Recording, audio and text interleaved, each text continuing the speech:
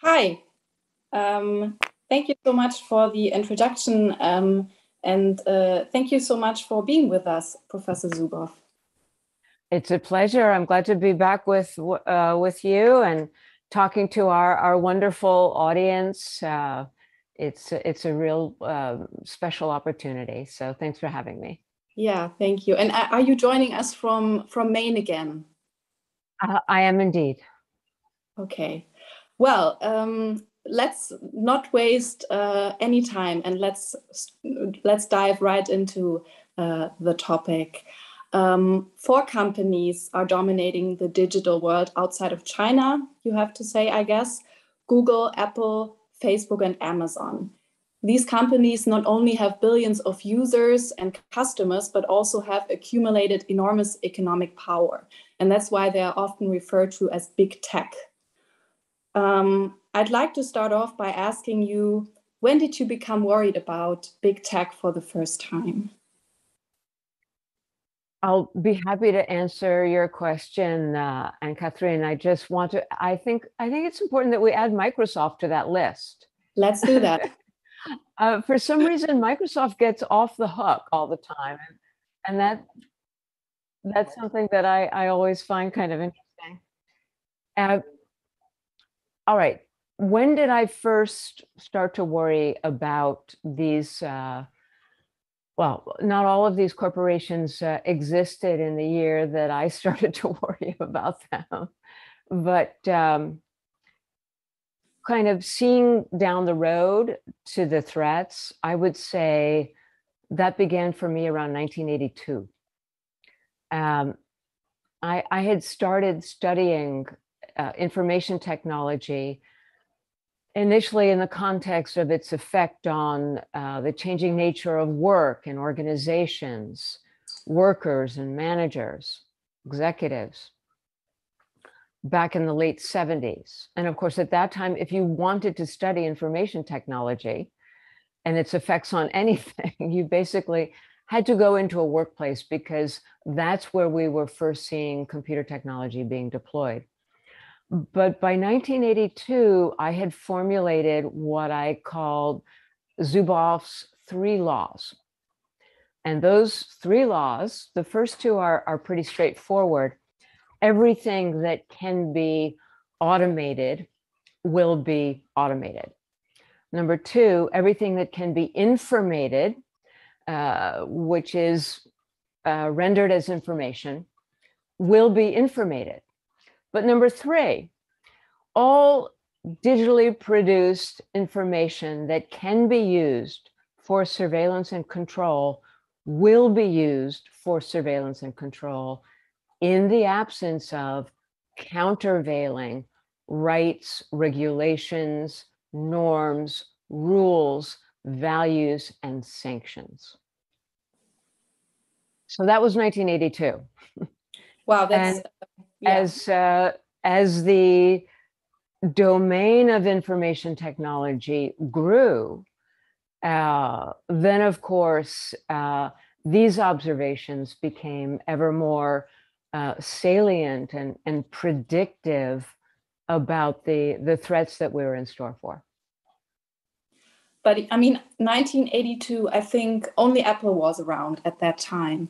And if you look at the past 15 or 20 years, which probably can be called, or which I guess you would refer to as the era which marks the rise of big tech as we know it today, what would you say has changed since 1982 and today, especially in those past 15 to 20 years?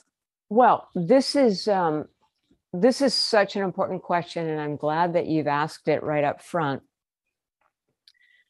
Because if we can understand the answer to this question, we can unlock so many paradoxes that have us kind of flummoxed and paralyzed when we think about regulation and when we think about law and all the rest. So it's nice that I started back there in 1982. Because as I said, if you wanted to study computer technology, you had to go into a workplace. Now, another way of saying that is that you had to go into the economic domain. Computers were affecting people at work. Now, something fundamental has changed between the 1980s and the 21st century. That fundamental change is what I call surveillance capitalism. Now let's think about it. In the 80s and the 70s and the 80s and the 90s, as computerization was growing, it was affecting people in their roles in the economic world, which is to say their roles as workers and their roles as consumers, right? First, we had all the effects in the workplace, and then we began to have e-commerce, and so it began to affect us as consumers. But as we moved into the 21st century, something new was invented, and that's what I call surveillance capitalism. And very, very briefly, this was invented at Google in the years 2000, 2001, and it came from the realization that the fast track to monetization, the answer for the pressure that they were under during the dot-com bust and the threats of their own investors to withdraw, that the answer was going to be, how do you take data generated by people? How do you take data generated by users? Now think about that word users. Who is a user? Is a user limited to a worker? No. Is a user limited to a consumer? No. Users are us. Users are everybody, any age, any stage, whether you're in your home or walking on the street or in your car or in a shop, users are all of us.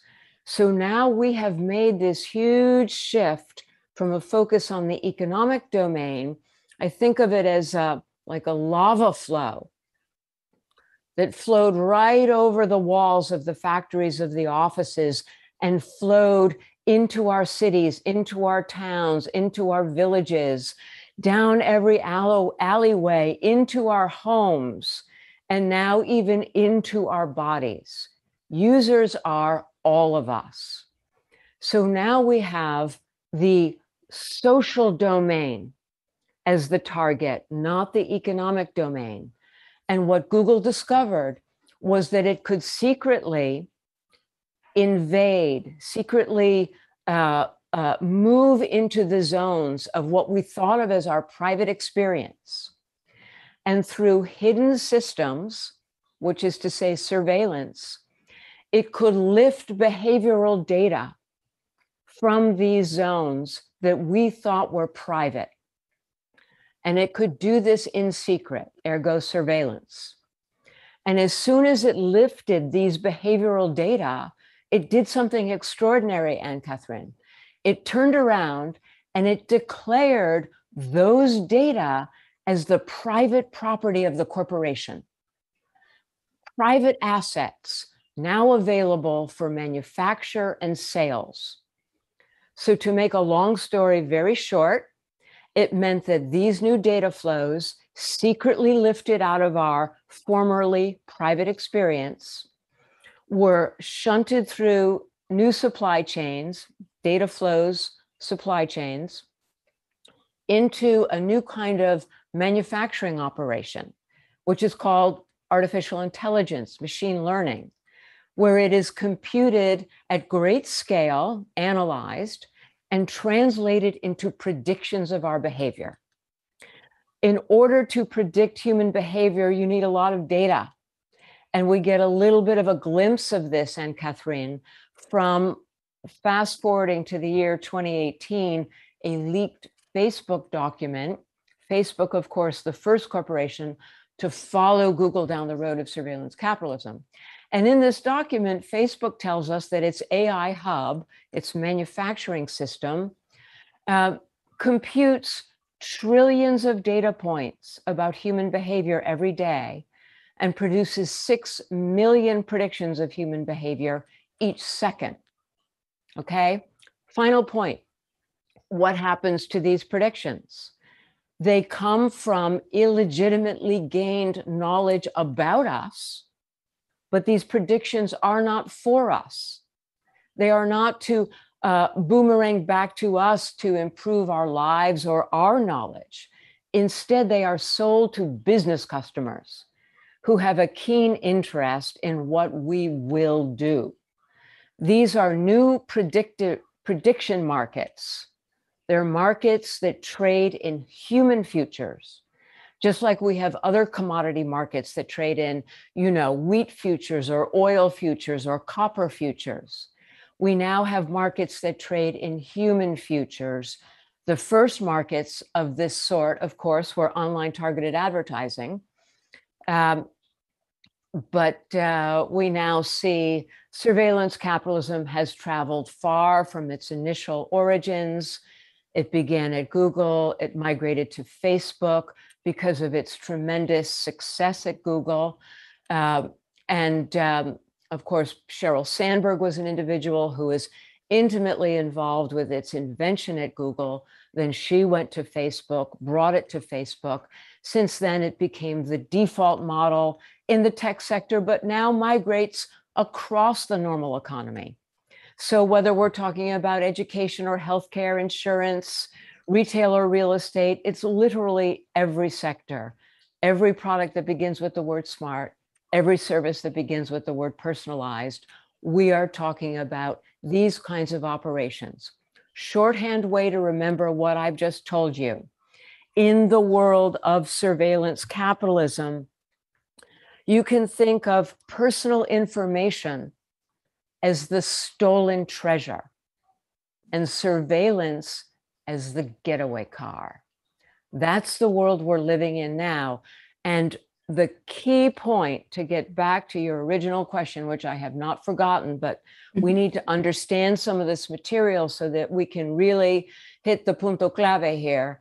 And that is that surveillance capitalism is no longer simply about the economic domain or concentrations of economic power. This is now in the social domain. Its harms are not merely competitive harms. Its harms are not merely economic harms. Its harms are social harms. They affect individuals, they affect society, and they affect democracy. That's the world we live in today. A couple of months ago, I think you published an op-ed piece in the New York Times where you write a remarkable sentence, in my opinion, and it says, "We may have democracy or we may have surveillance society, but we cannot have both." Can you explain how technology companies threaten democracy, in your opinion? Well, here's the first thing that I want everyone to understand. We are talking about a unitary process here that evolves over several stages of complexity, breadth, range, and depth. And with each stage, let me put it this way, each stage creates the conditions for the next stage, just like in human development.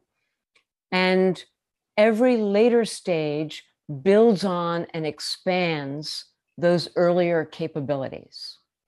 All right, so we are talking about a unitary process that throws off distinct social harms and distinct threats to democracy at each one of these stages.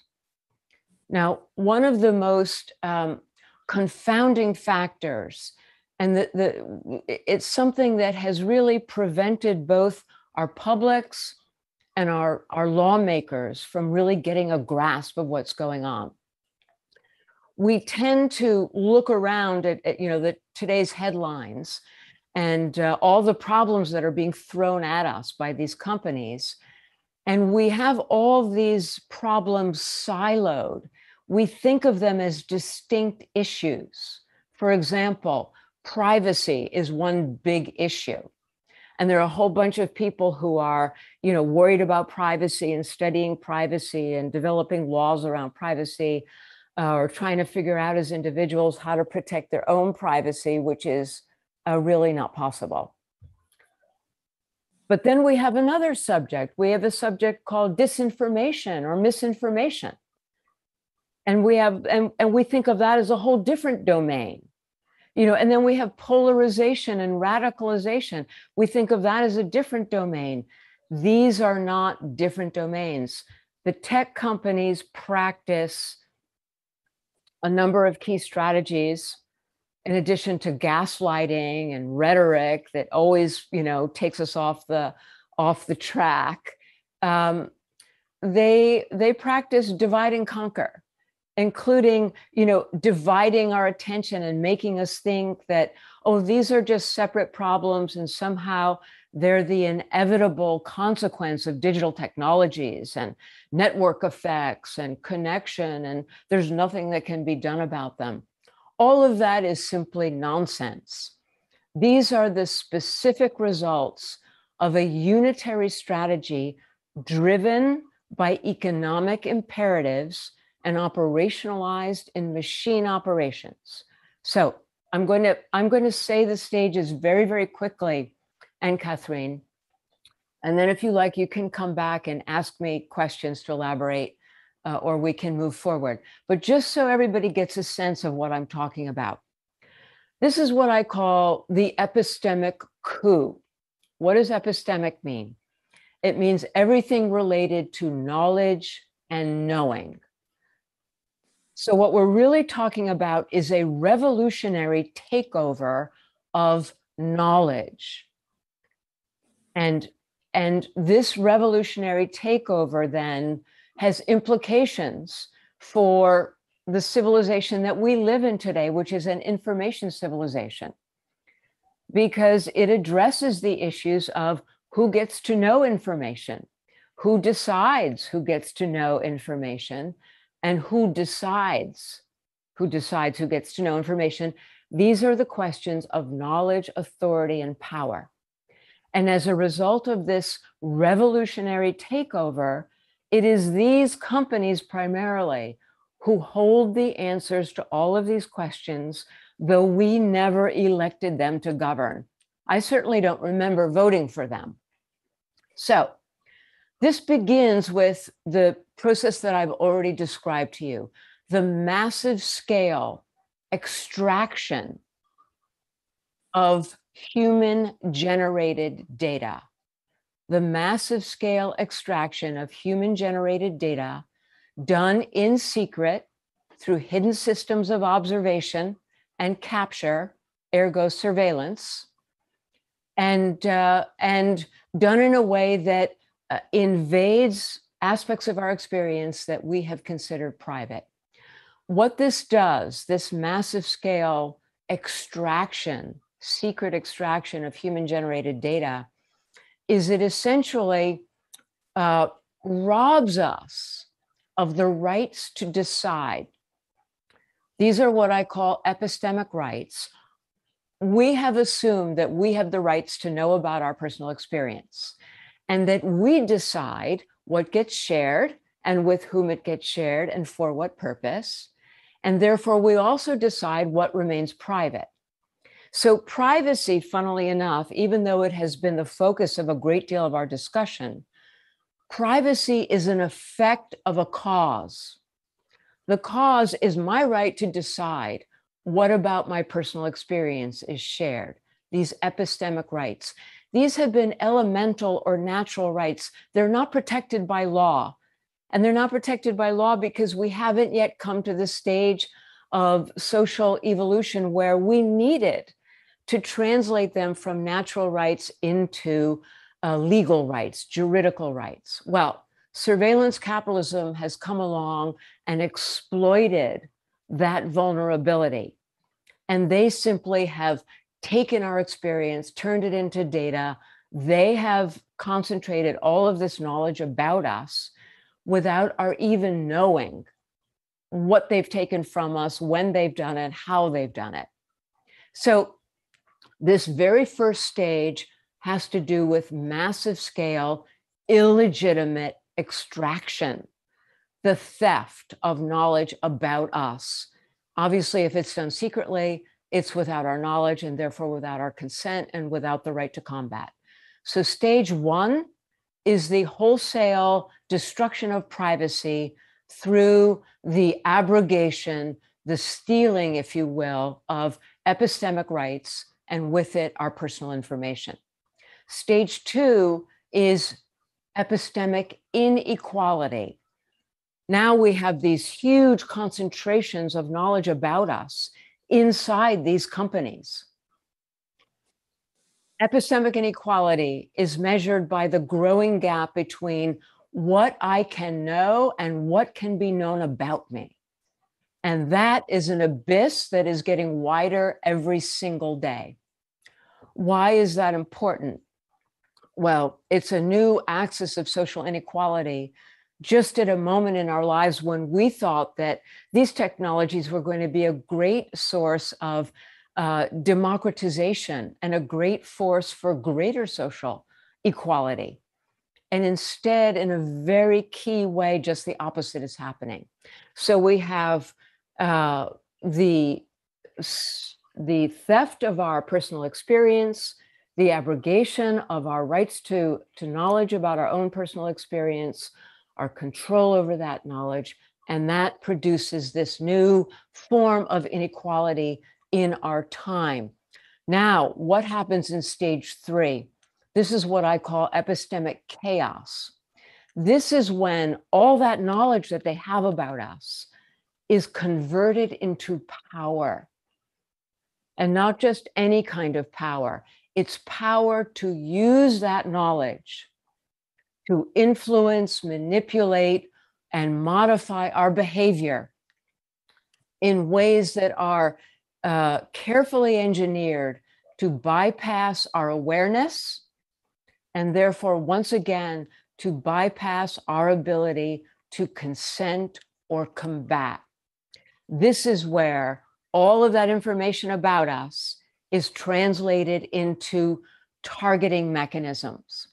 They have our psychological profiles, they have our sexual profiles, they have our political profiles, they have analyses of our interests and our vulnerabilities, and the list goes on and on and on. It's extremely detailed. That's how you get to 6 million predictions of human behavior every second with that kind of volume and analytical detail. Now, with all of that knowledge about us, they invent targeting mechanisms. You've been talking about psychological micro-targeting. That's one.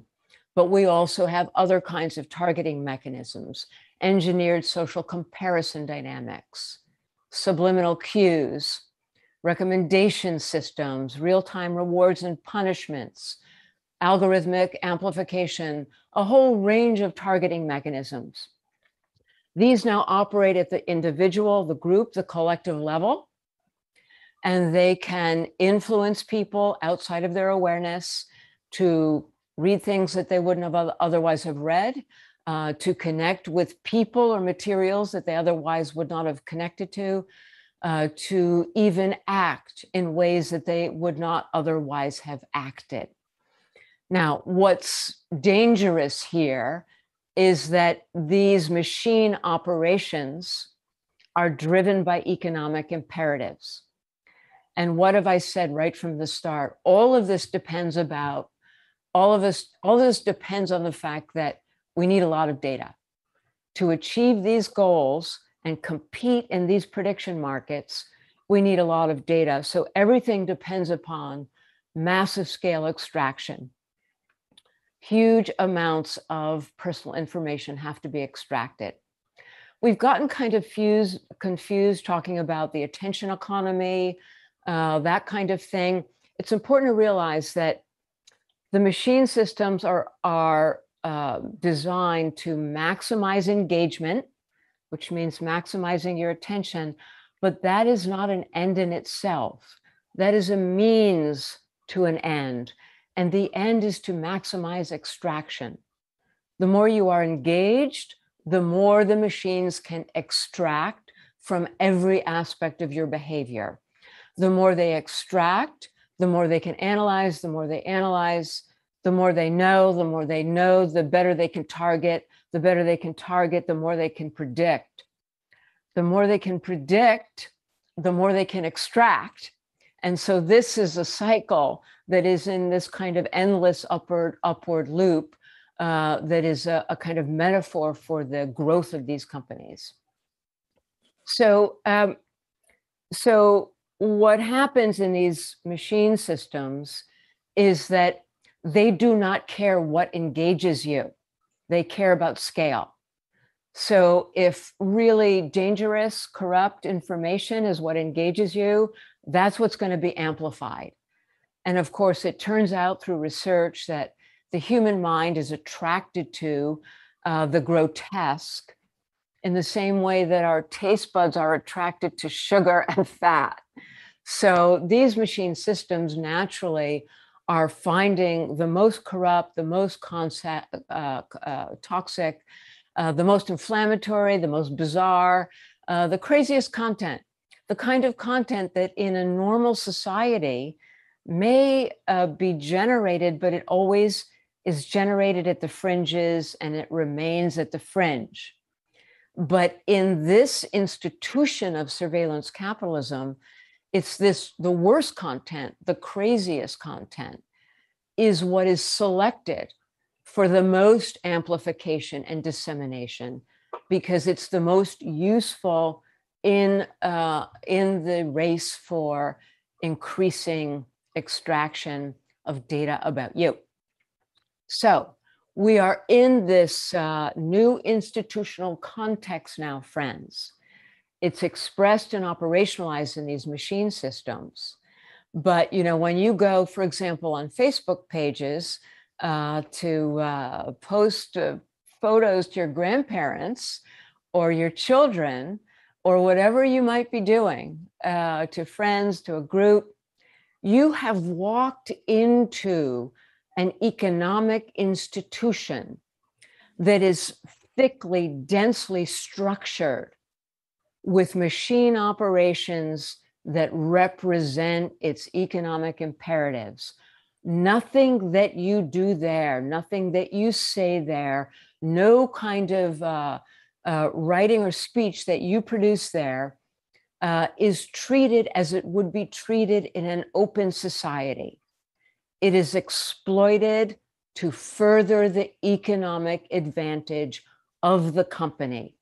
And that creates the source of all of the chaos that we're experiencing, the disinformation, the misinformation, the promotion of radical and polarizing content, which produces the splintering of society and all of the harmful societal effects that we have been experiencing, including the instigation of violence and even death, especially as we see the worst and the craziest information about the COVID virus being amplified and drowning out the proper scientific and reliable information widely available, but not amplified in the same way that the toxic information is amplified. So now you see where we begin with extraction and its harms to people and society, democracy, inequality, and now this epistemic chaos. At each of these stages, the harms to democracy are plain. At the individual stage, where we begin with the invasion of my personal experience and its theft, and then how it boomerangs back to me in the form of these targeting mechanisms. What we have here is a threat to human autonomy. What we have here is a threat to the decision rights that are the grounds for privacy in the first place. What we have here is a threat to the very fabric of self-determination, for which privacy and an inner life, a private inner life, are essential. We cannot imagine a democratic society without individuals who have these kinds of existential, if you will, capabilities, self-determination, agency, autonomy. A society in which we are unknowing pawns to these manipulative processes that can't be identified, can't be stopped, and that we can't escape. That is no longer a society that promotes and nurtures the kinds of individuals that we need for democracy to function. So that's at the individual level. At the structural level, we have a society that is more unequal, with these huge concentrations not only of economic power, primarily what we worried about in the 20th century, but now of social power, the power to know so much about us that it can actually boomerang back into the lives of us as individuals, of our cities, of our communities, and have effects that we cannot protect ourselves from because we can't decipher them, because we have no way to see them coming, and we have no way to unravel them, and we have no way to combat them, and ultimately to interrupt and outlaw them. Finally, the last stage, at least so far, visible in this knowledge revolution of the surveillance empires, is what I call epistemic dominance. And this is where now their concentration of all the decision rights, of all the knowledge, and of all the power over that knowledge and how it's used creates concentrated within these companies unaccountable power over information and communication systems and infrastructure that are essential for the social participation of individuals, as well as for the functioning of our communities, our cities, and our democratic governments. And so we have now evidence that these companies, acting individually and sometimes acting in collaboration, are increasingly willing to show their power to go head to head with democratic governments, with elected officials, with lawmakers, and vie with them over the rules that will guide these critical infrastructures and ultimately the fabric and rules of our societies. We saw it at the beginning of the pandemic, and I'll mention this and then I'll only name a couple of others. But just because because ZEIT is running this conference, and what happened in April 2020 had so much relevance in Germany, because in April 2020 there were groups of technologists in the EU who were working on exposure notification and contact tracing protocols to give the EU member states and the EU Commission overall the capability within its public health authorities to understand and track and ultimately contain the virus. And these were data that were essential for our public health authorities under the governance of democratic law. But what did we see in April 2020? We saw, despite the work of German teams and French teams, UK teams, Italian and Spanish teams, we saw Apple and Google parachute into Europe with their exposure notification protocol and to essentially lay down the law for the European governments. Because they refused to modify their protocol and they refused to modify their operating systems to enable the European applications to work on Apple's operating system or on Google's Android operating system. And there we saw a showdown between EU officials and the heads of these companies and many executives from these companies. And it was ultimately the companies who won that showdown. And they had the audacity to say, our systems are privacy privileging, whereas the public health systems are not privacy privileging, they are centralizing, where we are decentralizing. And using that kind of insidious rhetoric to turn people away from their democratically elected governments toward these companies over whom we have absolutely no influence. We have no voice, we have no emergency number to call, we have no one to go to with our complaints. They have unaccountable power that we have no means to influence. So that is a archetypical example of epistemic dominance. We see these flashings of their unaccountable power more and more frequently. We saw it in Australia. They went head to head with the Australian Parliament over the code to pay the news industry for the information that they long ago stole from the news industry. We've seen it most recently with Apple announcing that its operating system was now going to scan phones for pornographic, child pornographic material.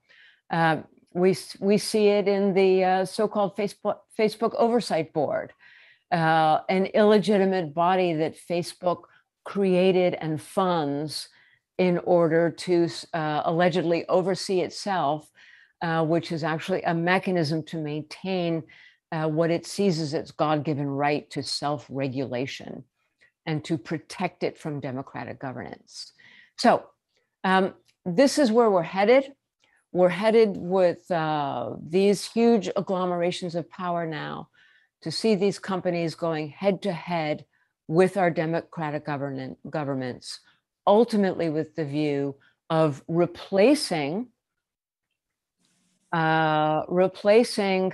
democratic governance with computational governance that is essentially owned and operated by these companies through this unified process that I have described to you. So integrated harms, social harms, not only economic harms. Each level builds the conditions for the next. Each later level expands what has gone before. This is a new world we are building, and this is the future of information civilization unless we as citizens and our democratic leaders intervene to interrupt, outlaw, and put us on a new trajectory toward a digital and a democratic future. And I mean, at least in my view, there is an increasing opposition movement towards big tech companies, from lawmakers, from government institutions, both in the United States and in Europe. There are activists, there are scholars like you. Would you say that you are optimistic or pessimistic about the future and about whether big tech can be tamed? And by the way, we have 5 minutes left. Well, this is me smiling because I am nothing but optimistic, and you should be too. I mentioned before, nothing is inevitable. Anything that is made by people can be unmade by people. We are in the very early stages of an information civilization, and it's comparable to the early stages of industrial civilization, where all the power, all the rights were in the domain of the owners of capital, the owners of the factories. They had all the decision rights. There were no workers' rights. There were no consumers' rights. And it was a struggle, and in many times it was a violent struggle in Europe and later in America for several decades before we established the charters of rights, the legislative frameworks, the regulatory paradigms, and the overseeing democratic institutions guided by public law that changed all of that and that ultimately harnessed industrial capitalism to the democratic project. Where we are now is at the very beginning of that effort. These companies have had 2 decades of absolute freedom. There essentially has been, in America, really no law to impede them.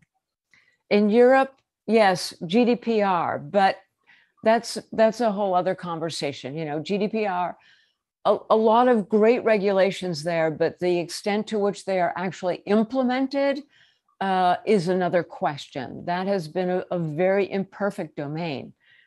So these companies have really not been seriously impeded, especially in these core functions: the theft of our personal information, the concentrations of knowledge for their purposes, not ours, their free run to substitute their institutions, their economic institutions and operations for what used to be a public sphere and a healthy society with healthy dialogue, where the crazy stuff emerged at the margins and remained at the margins, and the good stuff ultimately floated to the center and allowed our societies to move forward.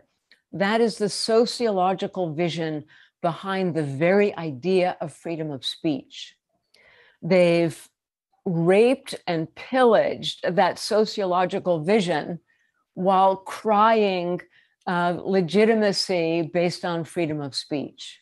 So here is a perversion of our times, and we have to unravel that and reestablish democratic, citizen-based control over communications, speech, our personal information, who decides about it, who knows, and who has the power and the authority to affect these decisions. This means in the 3rd decade, which we have entered now, this is the time when we turn it around. We see the work already being addressed in the EU, the new legislation under consideration now, the Digital Services Act, the Digital Markets Act, the constraints on how we use artificial intelligence. All of these things are moving us toward this ability to shift our trajectory. In the United States, for the first time, we see serious discussions about antitrust, new discussions about surveillance and extraction that were unimaginable even a couple of years ago. We see our congresspeople and our executive branch being informed and willing to take the reins in a wholly new way. And most important, in the survey data coming from Europe and from America, we see what is essentially a wholesale rupture of faith between our publics and these companies, which have become surveillance empires, no longer on our side, no longer on the side of democracy, no longer on the side of a democratic digital future. So in my view, Ann-Kathrin, we are already in the throes of the tipping point, if you will. But this next decade is crucial. It requires citizens, it requires collective action, it requires us to demand and collaborate with our lawmakers within our countries, and of course, ultimately in the transnational kinds of collaborations that that ultimately will give us the kind of overarching fabric, infrastructures, and laws that will be required for a democratic, flourishing, prosperous, joyful information civilization. Thank you so much.